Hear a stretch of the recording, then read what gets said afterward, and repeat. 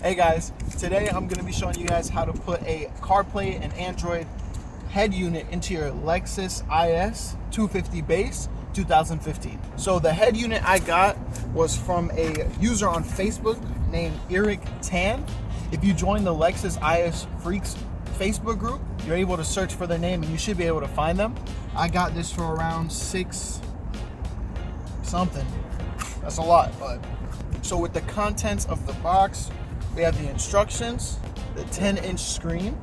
I could have actually went with the BenSound one that puts the computer behind the dash and then you just use your OEM screen, but my screen is kind of small. It's only 7 inches and this one is 10 inches. So you can ask your wife, more inches is always better. We have the main harness, we have the microphone, then there's an actual GPS module. I'm actually gonna leave that behind the dash, and there's some 3M tape, so you could probably prop it up somewhere. This, I'm not sure what this is. It's a speaker. I know it's a speaker, but I don't know why I would need this. Because all audio should be coming through the OEM audio system. This cable, actually, I believe this is the video cable, and this is for your USBs, because you know if you use CarPlay, it has to be wired. And it also has this ribbon cable. It resets the screen, so whenever you put it in, you're going to want to leave it out, maybe prop it somewhere, so if something happens you can just press the button to reset the screen. It is Android, so it's not an OEM system. It's Android. It takes time to load. It does stuff. If you have an Android phone, you know.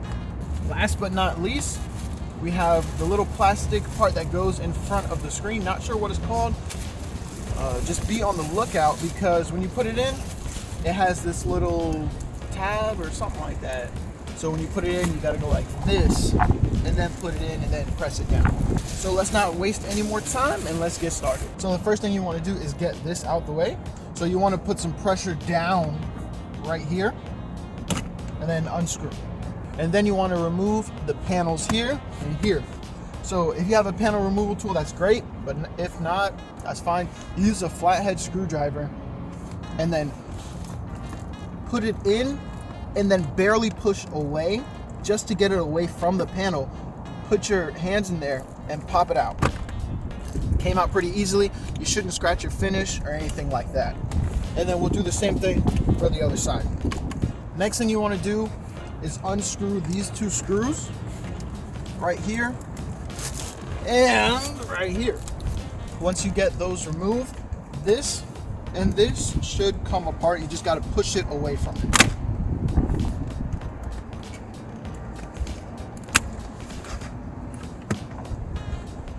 And then there's another screw you want to get right here. You guys see it? There we go. Once you get those panels removed, there's a little pull down tab, not here, but right above it. Right there, right above it. If you can see it, it kind of just goes down a little.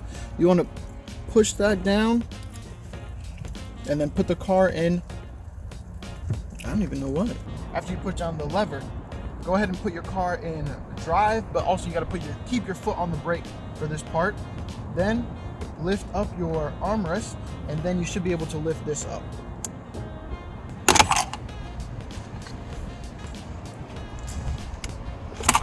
Once that comes up, this needs to be taken off. Go ahead and place that aside.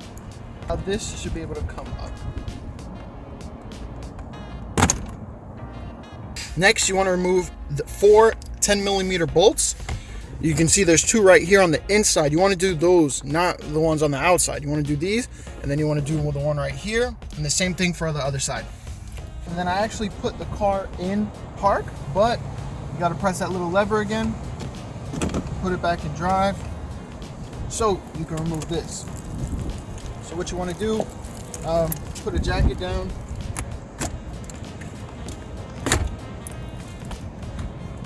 Whippy! Next, you're going to want to take this little panel out, and then we're going to remove the screen. There's 2 10mm bolts that we're going to remove. First, I don't have a panel removal tool, so I'm going to use my flathead. Going to pop it on this side. A little bit of pressure. Comes up, get my hand in there. I'm using light pressure. Pull that from that side, And remember when I showed you earlier in the video, I hope I did, it's got that little tab in there. Slide that out like that because it has this thing right here. Those are the two 10mm bolts that we are about to take out. Next, you want to just put your finger right here and pull out the screen. Put another finger right there, pull it out gently because there's still cords connected in the back. Everything I'm doing is gently. The only thing I did that was kind of rough was pull this out. Next, what you want to do is unplug the connectors from the screen. So they got little pull down tabs. If you notice it's hard to pull something out, you're probably not doing it the right way. I'm barely putting any pressure, pulling them out. Boom. See, it's connected in the back. That one you just pry it out. It's not an actual connector. It's just there so that it does not move at all while it's in place. And if that becomes too much of a hassle to get out, you can flip it up and you'll see some screws right there. The screws just hold onto the screen and you can just unscrew those instead. Next, you want to try to get the cables behind there disconnected so you can kind of move this out the way so you have more room. There's a couple connectors back there. There's one up top that's connected to the climate control. So you will kind of want to get back there, look for the pressure where the removal is, and pull that out.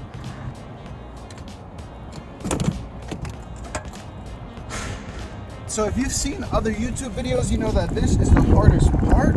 So if you can see this cord, you can see there's just different parts, and then up here it's just two. This is the part that goes into the screen. What I've seen other people do is feed it from the bottom and then up, out right here. So let's go ahead and do that. There's a path right here.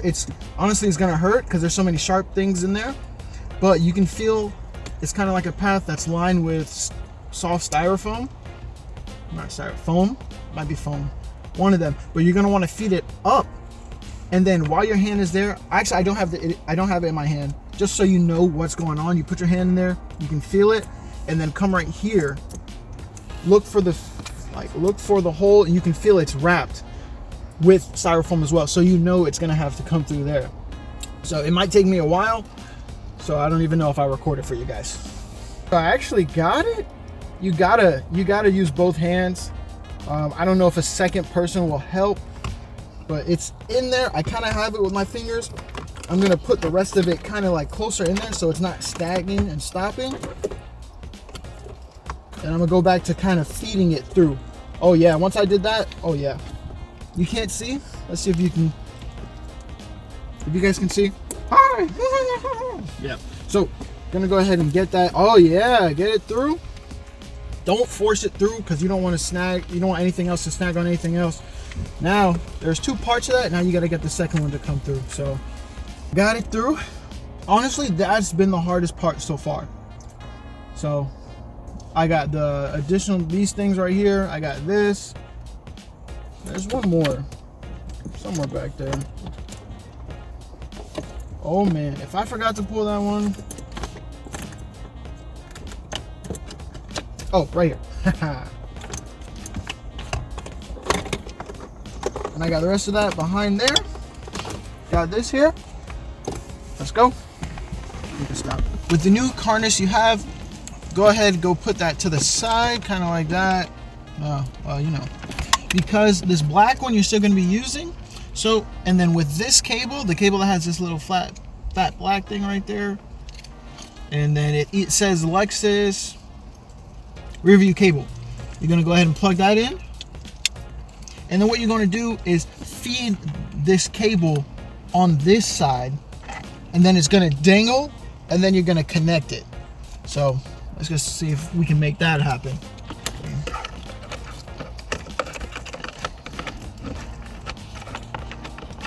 I can already feel it, thank God.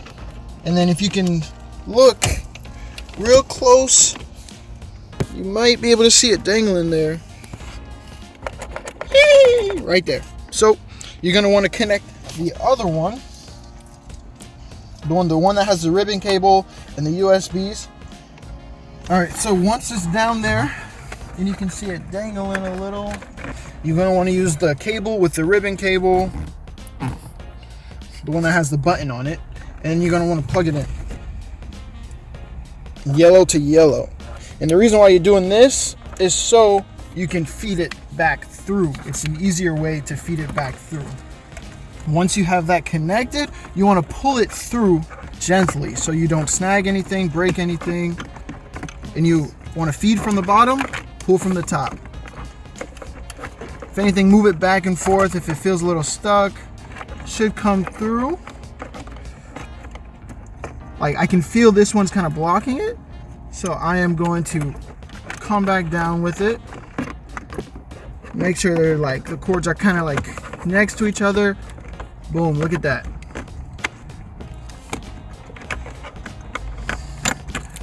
Yeah, now you just fed that wire through. Now we're gonna start plugging everything in. So if you notice that harness that they gave you, it's 6 individual pieces. If you bring them kind of close, we got the male side over here and the female side over here. So what you're going to be doing is pretty much unplugging from the OEM, plugging it into the female side here, and then plugging those male sides back in. And you see there's only 3. The only 3 ones that you're touching are these 3 up here. So let's get started.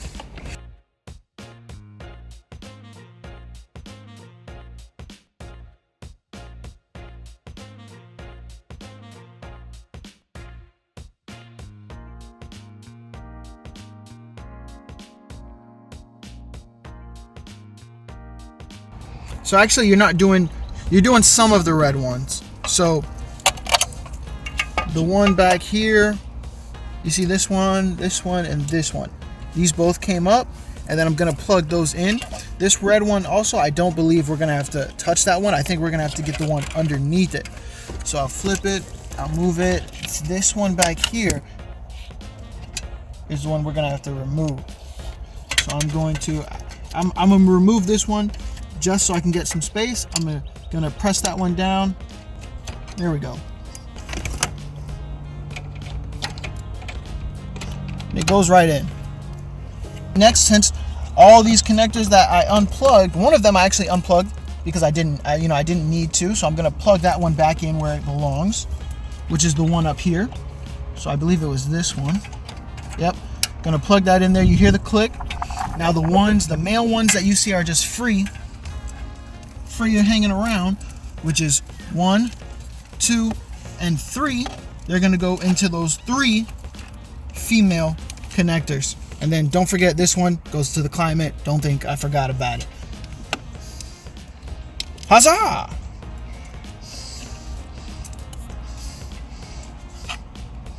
That one actually went in with a little bit of force.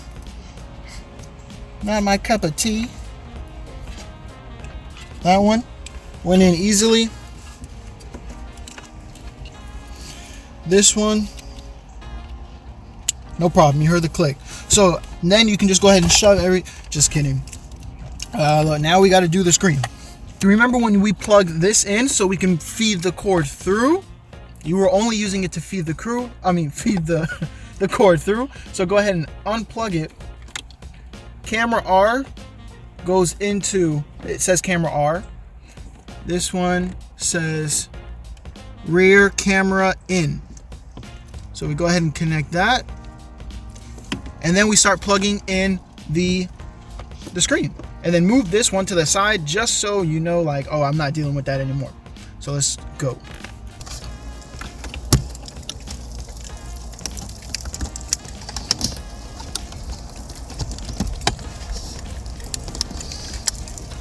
Be careful when you're plugging these in because you don't want to put too much pressure on the, $600 screen that you just bought. The other one goes? You're right. Look at your thing, man. So I'm actually going to plug the blue one in last because I still got to plug some other stuff in. After we got most of it plugged in, you want to plug in this speaker, which, still no idea why it's there.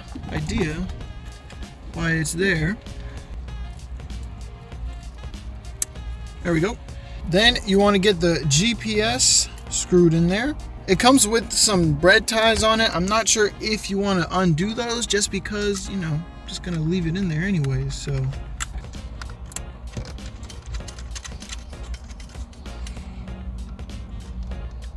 now once you got everything plugged in, the last things we got to plug in are the mic and the blue spot, the blue thing. So we're gonna plug that in. So this mic, I'm actually gonna leave it out here, and I'm gonna see what I'm gonna do with it. But, you know, if you want to have a little bit more management, you know, cable management when you're doing this, by all means, because you see how easy it was to take out the screen.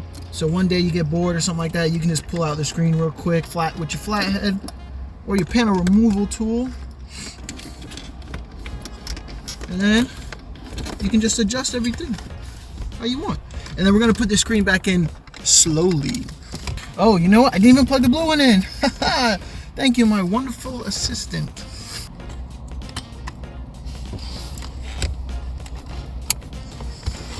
That thing keeps popping up.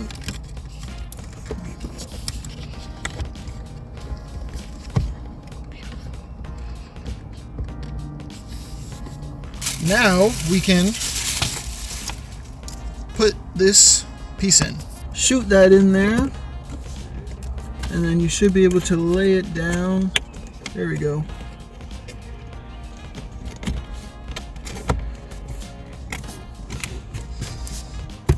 Oh, that is not nice. Oh, okay, there we go. It does kind of snap in there. So now we're gonna turn on the car. Let's see what it is.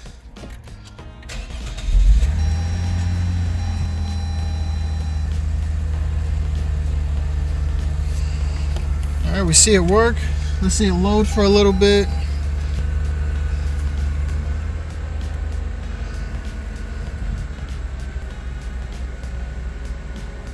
There we go.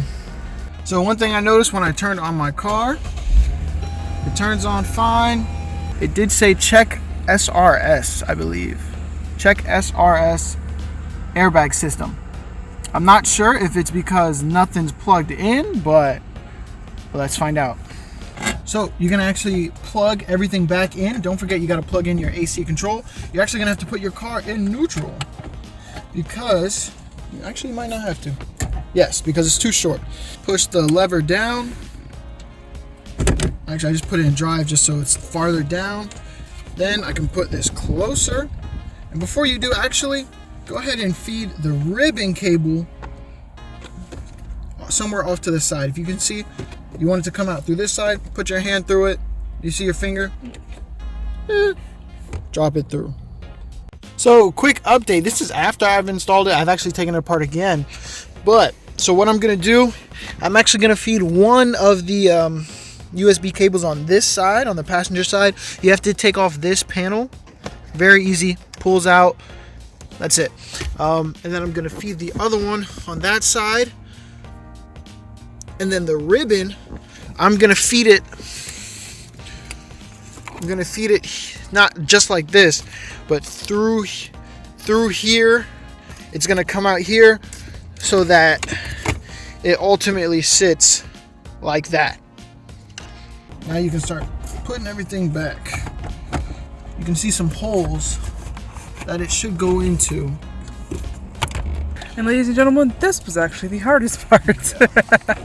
What you want to do is put it in place and then lift up and in at the same time. I didn't get it on camera because I took forever to do it, but once you get it in there, it looks like everything doesn't line up. You want to push up, push in. And you should hear everything snap back into place. And then don't forget, you got to put in those 10mm bolts. One right here, one right here, one right here, and the same thing on the other side. All right, so now you want to put this back in. So first connect the connectors. Thank you for my lovely assistant for reminding me. Put that in. Put that one in. Then you want to push down on that lever that we used earlier to put the car in whatever you want to. Whatever is going to be easier to put the thing in. Put your foot on the brake so the car doesn't move. feed it through the little holy hole. And then when you're putting this in, this kind of slides in.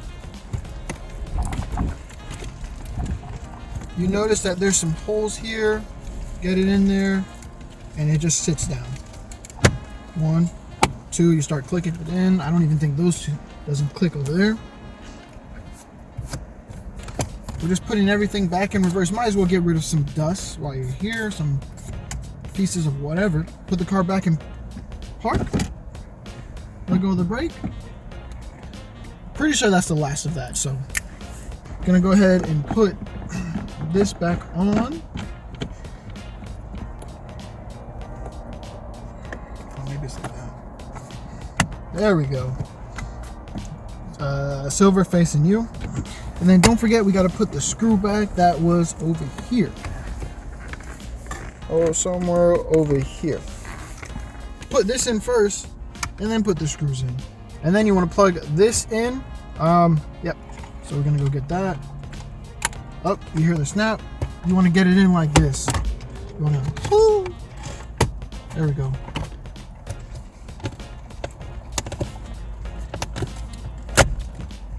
Boom, boom, that snaps in. Wow, look at that. Look at that, nice and smooth.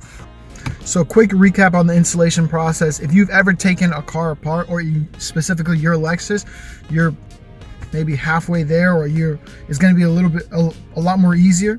So it's my first time taking it apart, wasn't too bad. The hardest part is getting the cables to go through it's a really tight space, but you've got to get it to go through.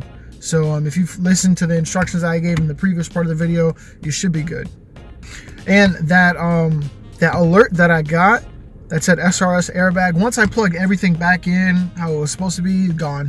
I've actually driven the car, maybe like 10 miles, nothing, no problems. All my controls work and stuff like that, but I'll get to that in a review after about a week.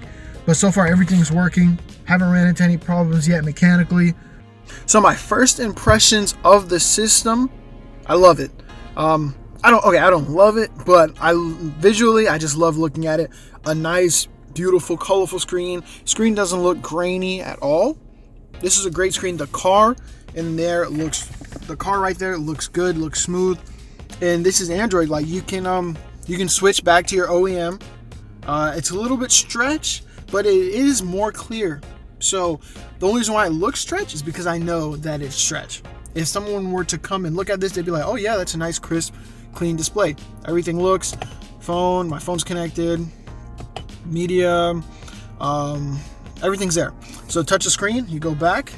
We have the navigation. You could probably, I think it says app isn't installed. You have to set the default app because I uninstalled the other app. Let's see, you got your file manager.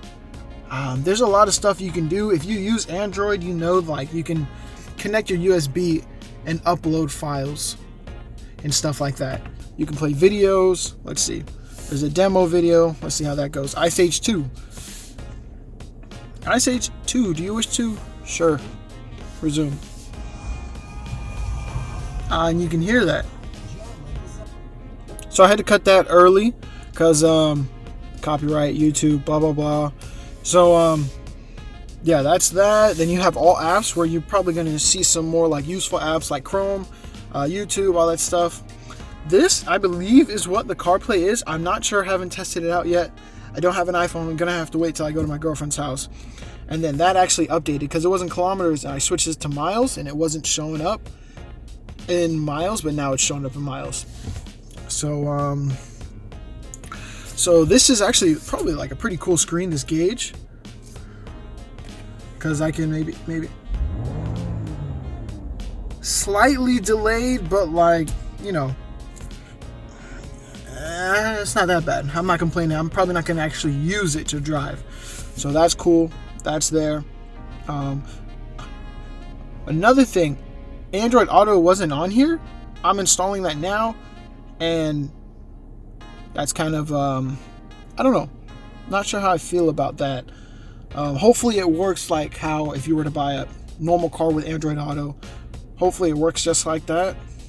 Because I want it to connect to my phone. So we'll see. You got some settings over here. All those settings.